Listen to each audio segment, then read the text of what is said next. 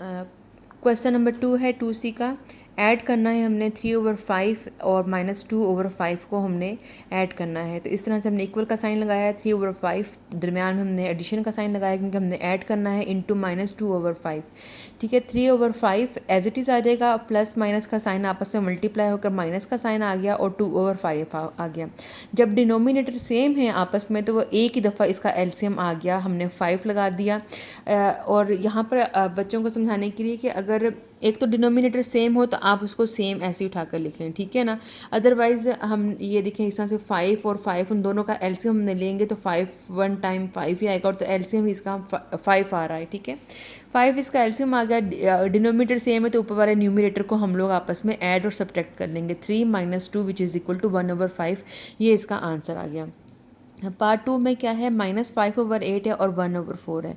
इन दोनों को हमने ऐड करना है तो इस तरह से हमने लिख लिया -5/8 प्लस 1/4 और 4 और 8 का जब हमने एलसीएम लिया तो ये 2 पहले हमने 2 के टेबल से किया है तो ये 2 टाइम 4 2 4 टाइम 8, फिर अगेन हमने 2 पे किया है 2 1 टाइम 2 2 टाइम 4, फिर दोबारा इसको 2 पे किया है तो 1 और यहाँ पर भी 1 आ गया। तो इन तीनों का आपस में मल्टीप्लाई किया तो 8 इसका एलसीएम आ गया, ठीक है। 8 हमने एलसीएम इस तरह से हमने 8 एलसीएम नीचे लिख लिया, लेकिन हमने एलसीएम से असल में क्या किया है, ये एक लाइन एक्स्ट्रा हमने लिखनी है कि उसी एलसीएम से हमने इसको भी मल्टीप्लाई कर दिया है, फिर दरमियान में वही प्लस का साइन, उसी एलसीएम से हमने इसको भी मल्टीप्लाई कर दिया है।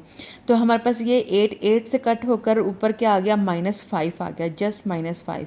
फिर ये प्लस का साइन यहाँ पर आ गया, ये 4 1 टाइम 4 4 2 टाइम 8, तो यहाँ पर 2 रहेगा था, 2 और 1 को जब हमने मल्टीप्लाई किया तो हमारे पास 2 आ गया, ठीक है। तो यहाँ पर -5 में से +2 गया तो ये -3/8 हमारा ये आंसर आ गया, ठीक है। पार्ट 3 में अगेन यहाँ पर हमारे पास सेम डिनोमिनेटर है, 3/7 एंड -2/7 है।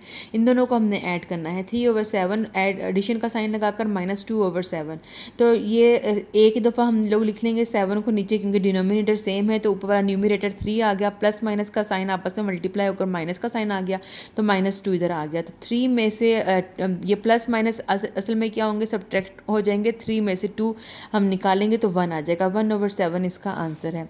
अब पार्ट 4 में क्या है, -3/11 है एंड -5/11 है। इन दोनों को हमने ऐड करना है। -3/11 प्लस ये ऐड करना है तो एडिशन का साइन इंटू -5/11। अब ये डिनोमिनेटर सेम है तो इसे एक ही दफ़ा हम लोग लिख लेंगे, -3 प्लस माइनस माइनस का साइन, अगेन ये 5 आ गया।